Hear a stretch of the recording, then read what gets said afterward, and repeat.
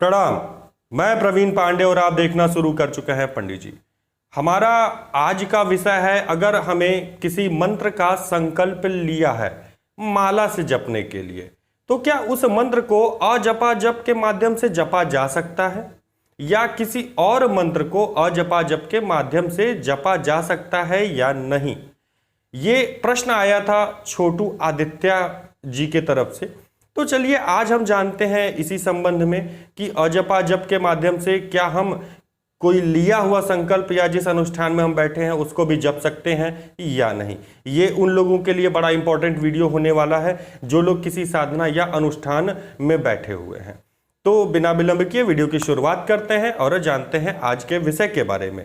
Video की शुरुआत करने से पहले मैं आप लोगों से रिक्वेस्ट करना चाहूंगा कि लगभग 95% लोग ऐसे हैं जो मेरी वीडियोस को देखते तो हैं लेकिन सब्सक्राइब नहीं करते चैनल को। आपसे विनम्र विनती है कि कृपया चैनल को सब्सक्राइब करें जिससे हमारा भी हौसला बढ़ेगा। चलिए चर्चा आगे बढ़ाते हैं। देखिए, सर्वप्रथम मैं आपको बता दूं कि अजपा जप होता क्या है। अजपा जप ब्रह्मा मतलब भगवान तक पहुंचने का एक शॉर्टकट आप समझ लीजिए। आप कितने टाइम पूजा करते हैं, कितने टाइम मंत्र जपते हैं? मुश्किल से 1 घंटे, 1.5 घंटे, बहुत करेंगे 3 घंटे। इससे ज्यादा मुझे नहीं लगता कि आज के समय में कोई गृहस्थ ऐसा कर सकता है। तो सिंपल सी चीज है, इस जो दुविधा, जो परेशानी हमारे पास समय का अभाव है, इससे निजात दिलाते हुए, मतलब इससे आपको छुटकारा दिलाते हुए एक रास्ता निकला हमारे शास्त्रों के द्वारा जिसे हम अजपा जप कहते हैं। अजपा जप में संकल्प लिया जाता है। अजपा जप का जब आप संकल्प लेते हैं, अगर आप पहले दिन स्टार्ट कर रहे हैं तो उसमें अजपा जप के माध्यम से जो आप संकल्प लेते हैं उसमें आप ये कहते हैं कि हमारी सांसों के द्वारा इस मंत्र का जप किया जाएगा और वो जितनी आप दिन भर में सांसें लेते हैं उस मंत्र का जप मान लिया जाता है। जब अगले दिन आप सुबह फिर से अजपा जप का संकल्प लेने जाते हैं तो संकल्प लेने से पहले जो आपने कल मतलब पिछले दिन संकल्प लिया था उसको समर्पित किया जाता है। समर्पित करने के बाद ही आप उस दिन का मतलब आज का अजपा जप संकल्प लेते हैं। अब इसमें क्या हम मंत्र, जिस मंत्र का अनुष्ठान किए हुए हैं माला से जपने के लिए या कोई अनुष्ठान किए जिसमें मंत्र जप करना है, क्या हम उसका भी जप इसके द्वारा कर सकते हैं? बिल्कुल भी नहीं, बिल्कुल भी नहीं कर सकते हैं। क्योंकि देखिए, माला से जप इज डिफरेंट थिंग। आपने एक एग्जाम देना है, आप उस एग्जाम की प्रिपरेशन कर रहे हैं, आप एक तरह से समझ लीजिए कि आप वो एग्जाम ही दे रहे हैं, रिटन कह लीजिए चाहे वर्बल इंटरव्यू कह लीजिए, जो कह लीजिए। तो आपको जो माला से जप का आपने संकल्प लिया है उसे माला से ही आपको जप करना होगा। हाँ, उसके साथ मैं आपको यह कहता हूं कि जिस मंत्र का जप आप माला से कर रहे हैं या जिस भी मंत्र का आपने अनुष्ठान किया हुआ है उसका अजपा जप संकल्प भी लीजिए। ऐसा मैं क्यों कहता हूं? ऐसा मैं इसलिए कहता हूं, देखिए सारा खेल ऊर्जा का है, सारा खेल ऊर्जा का है। अगर कुछ जो लोग हमारे कुछ ऐसे लोग हैं जो बहुत पढ़े लिखे, अपने आप को बहुत पढ़े लिखे समझते हैं, मैं काफी ऐसे लोगों के मुंह से सुना हूं कि ये सब ढोंग होता है, कुछ नहीं होता है। मैं उनको बता दूं कि आपने पढ़ा है, अच्छी चीजें की हैं, लेकिन नहीं, एक बच्चा होता है कि गलत आदतें पहले सीखता है, अच्छी आदतें उसे सिखानी पड़ती हैं, लेकिन गलत आदतें वो सबसे पहले सीख जाएगा।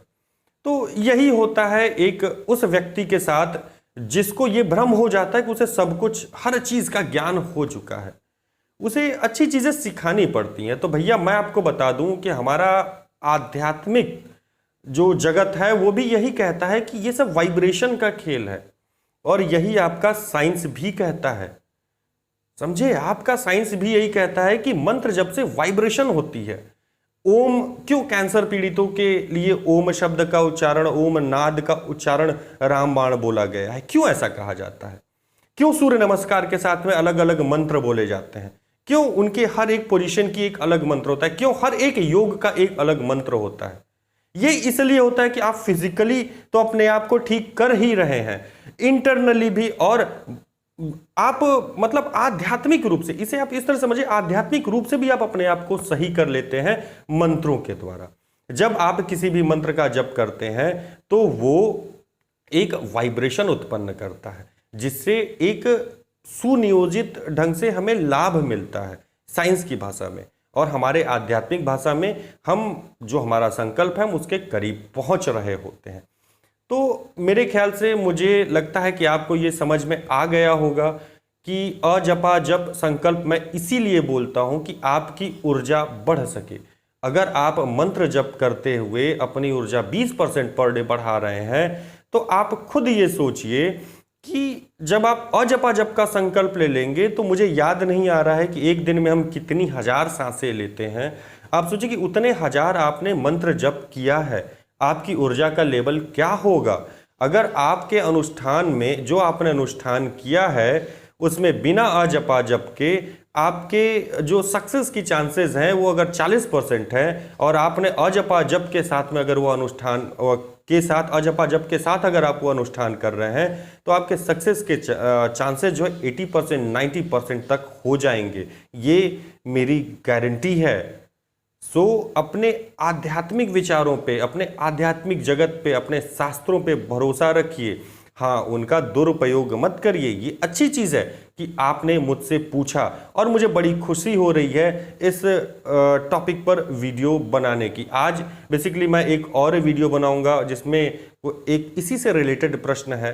तो चलिए आज की वीडियो के लिए बस इतना ही, मिलते हैं फिर अगली वीडियो में, तब तक के लिए प्रणाम।